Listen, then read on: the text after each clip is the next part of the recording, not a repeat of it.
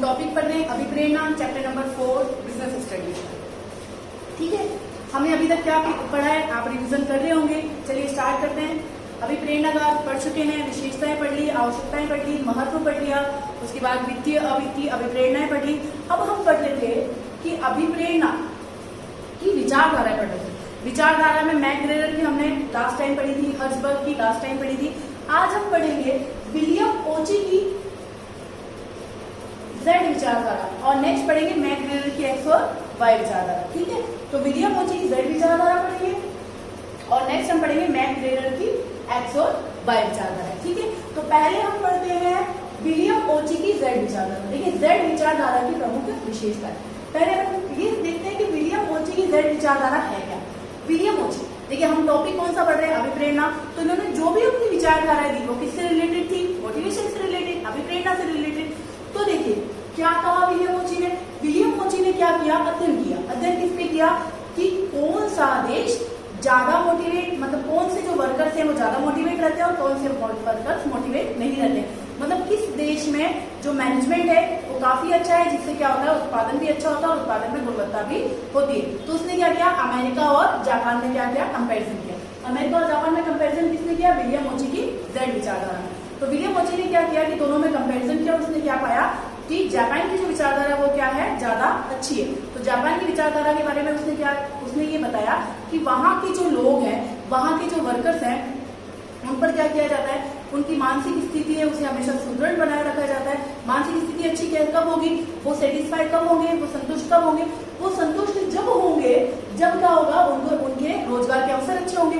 रोजगार के अवसर अच्छे, मंद गति से मूल्यांकन और पदोन्नति होगा, जीवन प्रतिपद होगा, मानवीयता पर बल दिया जाएगा, सामूहिक निर्णय लिया जाएगा और सामूहिक मानव संसाधन होंगे और औपचारिक नियंत्रण होगा। तो ये सब चीजें क्या है, विलियम ओची की जेड विचारधारा की विशेषता है। तो अभी से हम विस्तार से पढ़ते हैं। विलियम ओची की जेड विचारधारा समझ आई। विलियम ओची की जेड विचारधारा में क्या किया, अभिप्रेरणा को संबोधित करने के लिए, फिर अभिप्रेरणा को ज्ञात करने के लिए क्या किया, उसने एक विचारधारा प्रस्तुत की। उस विचारधारा में कहा कि जो भी व्यक्ति है उसने क्या किया, अमेरिका और जापान की जो विचारधारा थी उसको क्या किया, कंपैरिजन किया और उसने पाया कि अमेरिका की विचारधारा से ज्यादा बेस्ट कौन सी है, जापान की विचारधारा है। ठीक है, तो इस चीज को जब उसने किया तो इसकी विशेषताओं पे उसने क्या किया, फोकस किया कि इसकी विशेषताएं क्या क्या है। उसने जो विचारधारा दी थी उसकी विशेषताओं को हम आज विस्तार में पढ़ेंगे। देखिए पहला, आजीवन रोजगार योजना। उसने क्या पाया कि जापान में क्या है ऐसा कि वहाँ के जो रोजगार के अवसर है वो भी अच्छे हैं, वहाँ के लोगों का जीवन स्तर भी अच्छा है और वहाँ के लोग बहुत ही अभिप्रेरित हो गए, मोटिवेट होकर काम करते हैं। क्यों, क्योंकि बेटा वहाँ की जो आजीवन रोजगार योजना है, मतलब वहाँ के लोग कभी भी अनएम्प्लॉय नहीं रहते। इंडिया में सबसे बड़ी दिक्कत क्या है, अनएम्प्लॉयमेंट की दिक्कत है। वैसी जापान में नहीं है, लोगों के पास पर्याप्त रोजगार रहता है। उन्हें कभी भी ये नहीं सोचना होता कि आज हमें इस संस्था से हटा दिया जाएगा तो हम क्या करेंगे, अगर आज हमें यहाँ से निकाल देंगे तो हम कल कहाँ जाएंगे। मतलब वो क्या रहते हैं, अपनी जॉब के लिए क्या होते हैं, सिक्योर रहते हैं। और जब व्यक्ति अपनी नौकरी के लिए सिक्योर होगा तो वो क्या होगा कि मानसिक रूप से क्या होता है, संतुष्ट होता है। और जब व्यक्ति मानसिक रूप से संतुष्ट होता है तो क्या वो कार्य बहुत ही अच्छे तरीके से कर पाता है। इसे क्या बोलेंगे, विलियम ओची की जेड विचारधारा की विशेषताओं की बात कर रहे हैं। तो आजीवन रोजगार योजना, मतलब वहाँ के जो कर्मचारी हैं वहाँ उसने क्या बताया कि व्यक्ति को क्या है, आजीवन रोजगार अगर मिलता रहे तो वो क्या होगा, अभिप्रेरित रहेगा उसे। क्योंकि व्यक्ति को एक जब टेंशन में रहता है, जब उसे इस चीज की समस्या होती है कि आगे क्या होगा मेरे साथ, तो उस टाइम क्या होता है कि वो इतने अच्छे से काम नहीं कर पाता है। पर जापान में जो लोग हैं उन्हें कभी भी अपनी नौकरी जाने का डर नहीं रहता है, वो जीवन पर्यंत काम करते रहते हैं और वहीं पे उन्हें क्या रहता है, सिक्योरिटी रहती है। ये चीज किसने करा, विलियम ओची ने इस चीज का क्या किया था, शोध किया था। समझ आया बेटा। फर्स्ट पॉइंट, आजीवन रोजगार योजना मतलब कि पूरी लाइफ उन्हें अपनी जॉब क्या होती है, सिक्योर होती है। नेक्स्ट पॉइंट की हम बात करें, मंद गति से मूल्यांकन एवं पदोन्नति।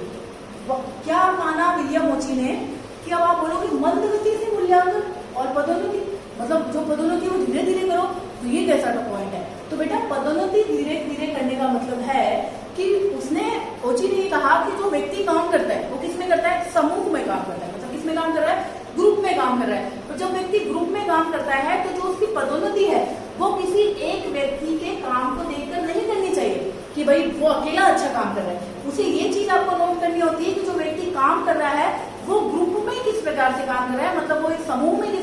काम कर रहा है, वो चीज किस पे ध्यान दी जाती है, उसकी पदोन्नति पे दी जाती है। इसमें लिखा है मंद गति से मूल्यांकन एवं पदोन्नति, कि जो व्यक्ति है, ऐसा नहीं कि भाई आज उसने अच्छा काम किया और दूसरे दिन उसका प्रमोशन कर दिया, नहीं, ऐसा नहीं होगा। क्यों नहीं होगा बेटा? क्योंकि जो भी आउटपुट मिलने वाला है वो किस चीज में मिलने वाला है, उसे समूह में, क्योंकि व्यक्ति क्या है, जो भी संस्था है वो कहाँ काम करेगा, समूह के अंदर काम करेगा, और जब व्यक्ति समूह में काम करेगा तो उसका आउटपुट भी किसमें अच्छा होना चाहिए, समूह में अच्छा। कोई ऐसा भी व्यक्ति होता है जो अकेले बहुत अच्छा काम कर सकता है, पर जब उसे 10 लोगों के बीच में खड़ा कर दिया जाता है तो वो अच्छे से काम नहीं कर पाता है। तो ऐसे व्यक्ति का पदोन्नति करना क्या होता है, व्यर्थ होता है। तो इसलिए विलियम मोची बोलते हैं कि मंद गति से मूल्यांकन में क्या होना चाहिए, पदोन्नति होनी चाहिए। समझ आया? विलियम मोची का क्या मानना है कि जो मूल्यांकन है वो कैसी होनी चाहिए, मंद गति से होना चाहिए, कि मतलब जो व्यक्ति उसकी व्यक्तिगत कार्य क्षमता को न देखकर सामूहिक कार्य क्षमता को ध्यान में रखकर क्या किया जाना चाहिए, पदोन्नति की जानी चाहिए। समझ आया बेटा? विलियम मोची क्या बोल रहे हैं, विलियम मोची की विचारधारा की विशेषताएं पढ़ रहे हैं। विशेषता में फर्स्ट पॉइंट पढ़ा है कि आजीवन रोजगार योजना। जो भी व्यक्ति होता है उसके लिए क्या है, आजीवन रोजगार अगर उसे मिलता है, अगर उसे ये पता है कि भाई मुझे पूरी जिंदगी के लिए मैं अपना सिक्योर हूँ और मुझे सिर्फ काम करना है, अच्छे से अच्छा काम करना है और मुझे नौकरी की कोई चिंता नहीं है, तो उस कंडीशन में क्या होगा, वो व्यक्ति क्या होगा, अभिप्रेरित रहेगा, अवश्य अभिप्रेरित रहेगा तो अच्छे से काम करेगा। ये पॉइंट क्लियर हुआ। नेक्स्ट हमने पढ़ा मंद गति से मूल्यांकन एवं पदोन्नति। जो व्यक्ति है उसका व्यक्तिगत रूप से मूल्यांकन नहीं करना चाहिए, बल्कि अपने किसमें करना चाहिए, समूह में करना चाहिए। समूह में करो, धीरे धीरे करो, उसका पता चलना चाहिए कि भाई व्यक्ति कैसे काम कर रहा है, वो समूह में रह के क्या आउटपुट दे रहा है, तो उन सब चीजों को ध्यान में रख के क्या करना चाहिए, पदोन्नत करना चाहिए। ऐसा नहीं कि आज अच्छा काम किया और अगले दिन हमने उसको पदोन्नति दे दी। नेक्स्ट पॉइंट, जीवन वृद्धि पथ। जीवन वृद्धि पथ क्या होता है? जीवन वृद्धि पथ होता है कि जो भी व्यक्ति है उसके जीवन में अलग अलग पथ होते हैं, कि उसे अपने जीवन के अंदर किस प्रकार से कार्य करना है और वो जिस प्रकार से कार्य कर रहा है उसके आधार पर उसे क्या मतलब किस प्रकार से आउटपुट मिल रहा है और वो उस कार्य को ठीक ढंग से कर रहा है या नहीं कर रहा है। तो ये किसके अंदर आएगा, अपना जीवन वृद्धि पथ के अंदर। देखो बेटा, विलियम मोची की जो विचारधारा है, विलियम मोची की विचारधारा क्या है, बहुत ही इजी है, ज्यादा टफ नहीं है, पर विलियम मोची की विचारधारा के अंदर क्या है कि जो इसके पॉइंट्स है ना, वो हम जैसा पॉइंट दिख रहा है उसके अंदर लिखना क्या है, वो चीज हमें देखना पड़ता है। क्योंकि देखिए, जो भी व्यक्ति की पदोन्नति है वो किसके आधार पर होनी चाहिए, कार्य क्षमता के आधार पर होनी चाहिए। किसके आधार पर होनी चाहिए, कार्य क्षमता के आधार पर होनी चाहिए, कि वो व्यक्ति कैसा काम कर रहा है, उस काम के लिए उसे क्या आउटपुट दिया जाए। अगर कोई व्यक्ति कम काम कर रहा है तो उसे कम आउटपुट मिलना चाहिए। ऐसा नहीं कि 2 लेवल पे व्यक्ति हैं और वो एक घंटे काम कर रहे हैं, तो वो व्यक्ति का कार्य करने की क्षमता कैसी है, कार्य कुशलता कैसी है, ये सब किसके अंदर आती है बेटा, जीवन वृद्धि पथ के अंदर इसे शामिल किया जाता है। मतलब कि कर्मचारी को अपने जीवन के अंदर, मतलब जो कर्मचारी है उसे अपने जीवन में विविध कार्यों का अनुभव मिलना चाहिए। ऐसा नहीं कि एक काम कर लिया। देखिए, जो काम होता है ना वो उसे क्या करना रहता है, परिवर्तित करते रहना चाहिए। मतलब अगर आज एक व्यक्ति को एक काम दिया तो दूसरी जगह उसको क्या दे, दूसरा काम दे, कि मतलब एक ही व्यक्ति से क्या कराना चाहिए, हमें अलग अलग प्रकार चाहिए, जिससे क्या है, जीवन वृद्धि पथ, कि उसे किसी भी कार्य करने में क्या हो, दिक्कत नहीं हो। कभी कभी ऐसा होता है कि एक अपसेंट हो जाता है अपने आप, तो वो दूसरा वाला सोचता है कि मुझे तो आता नहीं। तो इसलिए क्या होता है कि बेटा आगे हर व्यक्ति को क्या करना चाहिए, हर काम के लिए क्या करना चाहिए, ट्रेनिंग देना चाहिए। उसके बाद मानवीयता पर बल। देखिए, मानवीयता क्या होती है, मानवीयता क्या होती है कि ओची क्या बोलते हैं कि कर्मचारी को केवल एक स्थान तक सीमित नहीं रहना चाहिए, कि भाई कि बस ठीक है अपन ने अपना काम कर लिया और बस दैट्स इट कंप्लीट, उस तक सीमित नहीं रहना चाहिए। कर्मचारी को क्या चाहिए कि जो और लोग हैं, अन्य लोग हैं, उनके साथ भी क्या करे, वो मानवीय व्यवहार बनाकर रहे। अपने महत्वाकांक्षाओं को, उसकी महत्वाकांक्षा क्या है उस पर भी ध्यान देना चाहिए, उसकी रुचि क्या है उस पर भी ध्यान देना चाहिए, अन्य लोगों से वो किस प्रकार से काम करा रहा है उस पर भी रुचि ध्यान देना चाहिए। दैट मीन्स बेटा कि जब भी कोई व्यक्ति को अगर अभिप्रेरित आप करना चाहते हैं, तो अभिप्रेरित करना चाहते हैं तो क्या है, मानवीयता पर बल। मानवीयता पर बल मतलब कि आप उसे कैसा माहौल दे रहे हैं, आप उसकी रुचि को ध्यान रख रहे हैं कि नहीं रख रहे हैं, आप उसकी महत्वाकांक्षाओं को ध्यान रख रहे हैं या नहीं रख रहे हैं, इन सब चीजों को क्या करना चाहिए बेटा, ध्यान में रखकर काम करना चाहिए। उसके बाद सामूहिक निर्णय। जब भी निर्णय लें तो किस हिसाब से लें, सामूहिक निर्णय लें।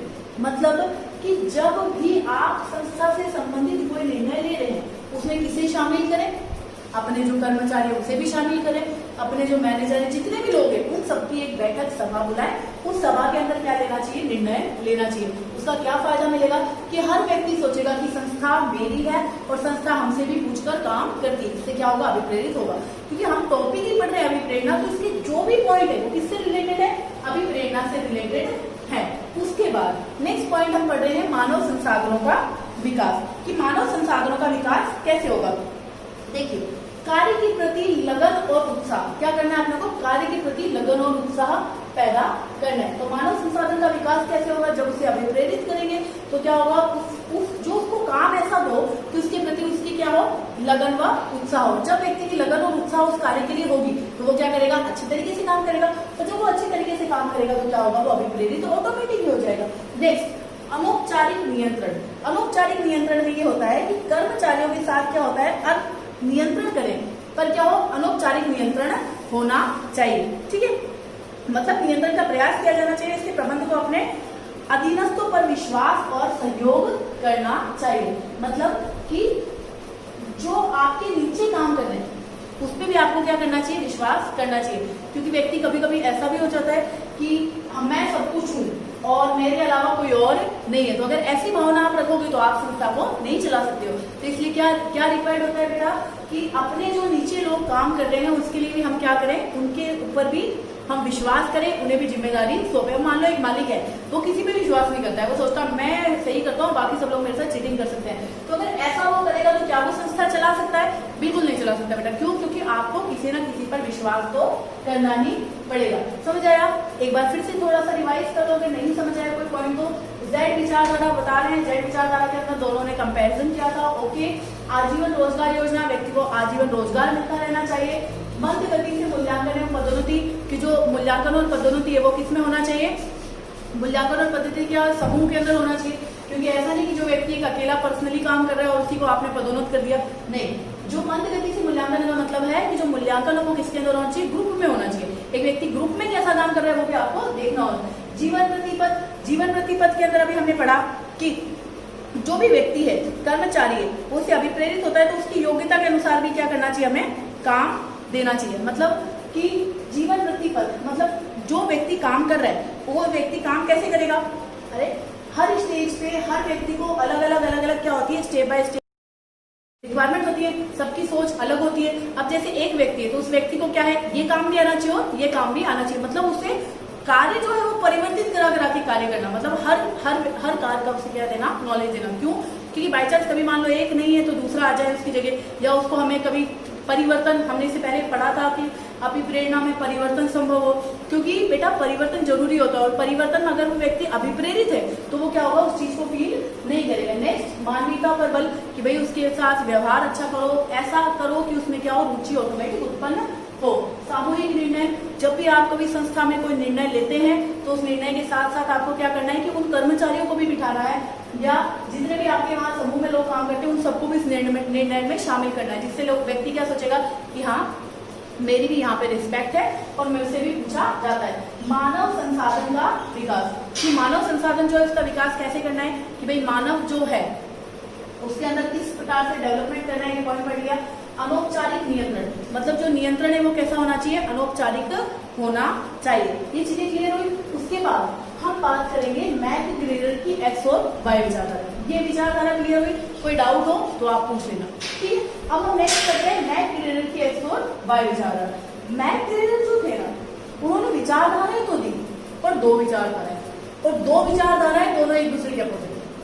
अगर हम एक्स विचारधारा की बात करें तो ये फुल्ली नेगेटिव है, और वाई विचारधारा की बात करें तो फुली पॉजिटिव है। दैट मीन्स कि मैकग्रेगर की एक्स विचारधारा है वो तो ऋणात्मक है, और वाई विचारधारा है वो क्या है, धनात्मक है। मतलब मैकग्रेगर क्या बोलते हैं कि जो एक्स विचारधारा है उसमें व्यक्ति क्या होता है, आलसी होता है, व्यक्ति काम करने की इच्छा नहीं रखता है। ऐसी विचारधारा उन्होंने किसमें दी, एक्स विचारधारा। मतलब अगर आप देखें कि मैकग्रेगर की एक्स विचारधारा कैसी है, तो मैकग्रेगर की एक्स विचारधारा कैसी है, ऋणात्मक विचारधारा है। और मैकग्रेगर की वाई विचारधारा कैसी है, तो मैकग्रेगर की वाई विचारधारा कैसी है, धनात्मक है। तो इसमें आप क्या लिखेंगे कि मैकग्रेगर ने एक्स और वाई विचारधारा का प्रतिपादन किया।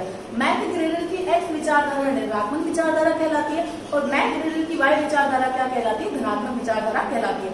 ऋणात्मक विचारधारा में क्या बोलता है कि कर्मचारी जो है, कर्मचारी कार्य नहीं, ये जो है वो परंपरागत विचारधारा। एक्स विचारधारा कौन सी? परंपरागत विचारधारा, रूढ़िवादी विचारधारा। मतलब वो ऐसा सोचता है कि जो व्यक्ति वो काम नहीं करना चाहता, व्यक्ति होता है वो आलसी होता है, व्यक्ति जो होता है अपनी जिम्मेदारी को नहीं उठाना चाहता है। वो एक नॉर्मल सामान्य व्यक्ति की बात कर रहा है कि सामान्य व्यक्ति काम नहीं करना चाहता है। किसमें आ गया? मैकग्रेगर की एक्स विचारधारा में। सामान्यतः होता है, किसमें आ गया? मैकग्रेगर की एक्स विचारधारा में। जो सामान्यतः जो व्यक्ति होता है वो अपने जिम्मेदारियों से पीछे भागता है, इसके अंदर आ गया। जो ऋणात्मक जितनी भी बातें हैं, एक व्यक्ति के लिए आप ऋणात्मक क्या क्या चीजें सोच सकते हैं, वो सब पॉइंट किसमें लिखना है? एक्स विचारधारा में। कि व्यक्ति है वो स्वयं अपनी जिम्मेदारी नहीं लेना चाहता है, व्यक्ति है वो कार्य से पीछे भागता है, व्यक्ति कार्य नहीं करना चाहता है, व्यक्ति मतलब जो भी किसी चीज की नेगेटिविटी है आप जितना सोच सकते हो वो सब तो लिखनी है एक्स विचारधारा में। और तो ये कौन सी विचारधारा है? ये रूढ़िवादी विचारधारा है। कौन सी विचारधारा है? परंपरागत विचारधारा। समझ आया? और वाई विचारधारा की जब हम बात करते हैं तो जो मैकग्रेगर है, मैकग्रेगर की वाई विचारधारा बिल्कुल धनात्मक है। धनात्मक के अंदर उसने ये बताया कि जो व्यक्ति है वो सदैव संस्था के हित में सोचता है। व्यक्ति अपने मतलब जो इसमें लिखा उसका अपोजिट लिखना है। कैसे लिखोगे कि मैकग्रेगर की वाई विचारधारा क्या है? धनात्मक विचारधारा है। और इसे क्या बोलते हैं? वो जो व्यक्ति है उसके लिए क्या प्रस्तुत करता है? सकारात्मक रवैया प्रस्तुत करता है। तो जो वाई विचारधारा है इसके अंदर उसने कुछ पॉइंट्स दिए, वैसे पॉइंट्स हमें लिखना है पॉइंट टू पॉइंट। क्या लिखना है कि प्रत्येक व्यक्ति संस्था के कार्य को उसी प्रकार करता है। जो व्यक्ति है संस्था के कार्य को उसी प्रकार करता है जिस प्रकार वो अपने खेल कूद और मनोरंजन के कार्य को करता है, मतलब अपना समझ के कार्य करता है। तो अपना समझ के कौन सा कार्य कर रहा है? मैकग्रेगर की वाई विचारधारा। एक्स विचारधारा के अंदर इसका अपोजिट है कि वो कोई कार्य करना अपनी जिम्मेदारी नहीं लेना चाहता। ये सब किसके लिए बात हो रही है? एक सामान्य व्यक्ति के लिए बात हो रही है। बिल्कुल इजी है। विलियम ओची की जेड विचारधारा से इसी कौन सी? मैकग्रेगर की एक्स और वाई विचारधारा। बिल्कुल ही इजी है।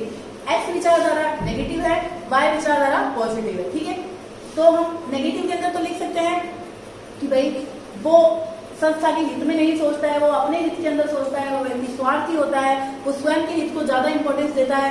ये सब चीजें किसके अंदर लिखनी है? हमें एक्स विचारधारा के अंदर। और वाई विचारधारा में इसका सेम बिल्कुल अपोजिट लिखेंगे। क्या लिखेंगे कि वो संस्था के हित को ध्यान में रखकर कार्य करता है, वो कार्य को संस्था के कार्य को उसी प्रकार करता है जैसे कि अपने अन्य कार्यों को करता है, वो कार्य को अपने उत्तरदायित्व को लेना पसंद करता है, वो अपनी जिम्मेदारियों को समय पर निभाता है, जो उसे कार्य सौंपा गया है वो उसे उचित ढंग से करता है। तो ये सब किसके अंदर लिखेंगे बेटा? वाई विचारधारा के अंदर। तो समझ आया? मैकग्रेगर की एक्स और वाई विचारधारा क्लियर हो गई होगी कि मैकग्रेगर की एक्स और वाई विचारधारा क्या है। तो ऋणात्मक की बात करें तो एक्स और धनात्मक की बात करें तो वाई। क्लियर हुआ क्या? तो अभी तक हमने जो पढ़ा उसको एक बार शॉर्ट में रिवाइज करते हैं और नेक्स्ट क्लास में हम इस चैप्टर को कंप्लीट कर देंगे और इससे रिलेटेड कुछ इंपॉर्टेंट फैक्ट्स हैं उसमें भी हम डिस्कस करेंगे और कुछ इससे रिलेटेड क्वेश्चंस हैं, इंपॉर्टेंट क्वेश्चंस हैं उसमें वो भी मैं आपको दूंगी, उसके आंसर आपको खुद ही को लिखने हैं। फिर मैं क्वेश्चन नोट करवाऊंगी और आपको उसके आंसर सॉल्व करने। ठीक है, तो इस वीडियो में अपन इस क्लास के अंदर तो हम इस दो विचारधाराएं पढ़ेंगे, एक तो विलियम ओची की जेड विचारधारा, मैकग्रेगर की एक्स और वाई विचारधारा। क्लियर हो गई होगी बिल्कुल अच्छे से।